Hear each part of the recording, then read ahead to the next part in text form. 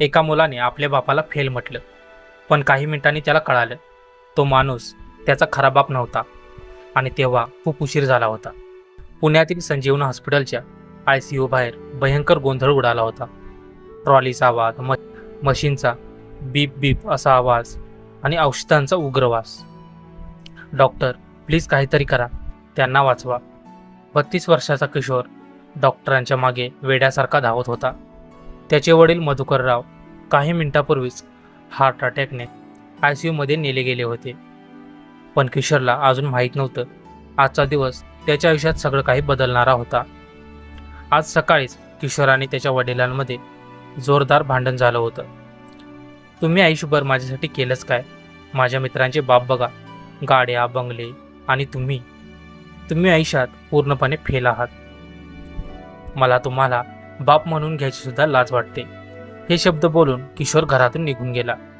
पण त्याला अजून माहीत नव्हतं तो ज्या माणसाला फेल म्हणतोय त्याने त्याच्यासाठी काय काय केलं होतं. नर्सने आवाज दिला, सर, ॲडमिशन फॉर्म भरा, ब्लड ग्रुप सांगा. किशोर म्हणाला, माझा O पॉझिटिव्ह आहे. ती माझे वडील आहेत, त्यांचाही तोच असेल. नर्स थोड्या कडक आवाजात म्हणाली, असं अंदाजाने चालत नाही, रिपोर्ट बघा.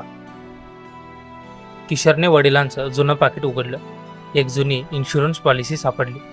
त्यावर लिहिलेलं होतं, blood group AB negative. Kishor थोडा थांबला. हे कसं शक्य आहे?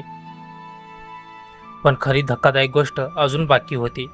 त्याची नजर खाली गेली. नॉमिनीमध्ये लिहिलं होतं, किशोर, कायदेशीर दत्तक पुत्र. त्याच्या हातातून पेन खाली पडलं. दत्तक पुत्र? तो वेड्यासारखा पाकिट चाळू लागला. त्याला एक जुना स्टॅम्प पेपर सापडला. मी मधुकर काळे एका अनाथ मुलाला दत्तक घेत आहे. तो आजपासून माझं सर्वस्व असेल. किशोरच्या डोळ्यासमोर अंधार पसरला. ज्याला तो बाप म्हणायला लाजत होता तो माणूस त्याचा खरा बाप नव्हताच, पण त्याच्यासाठी जगणारा देव होता. त्यानंतर त्याला एक चिठ्ठी सापडली. त्यामध्ये लिहिलं होतं, मी लग्न केलं नाही कारण सावत्राई त्याला माया देणार नाही. मी माझं सगळं आयुष्य त्याच्यासाठी दिलं. आज तो म्हणतो त्याला माझी लाज वाटते. नाही बाबा. किशोर रडत रडत ICUकडे धावला.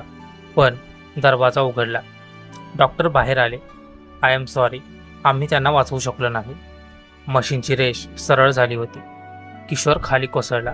त्या दत्तकपत्राला छातीशी धरून तो रडत म्हणत होता, बाबा, एकदा तरी माफ करा. पण आता खूप उशीर झाला होता. कधीकधी आपण ज्यांना फेल समजतो तेच आपल्या आयुष्यातले खरे हिरो असतात, पण ते समजायला खूप उशीर होतो. धन्यवाद.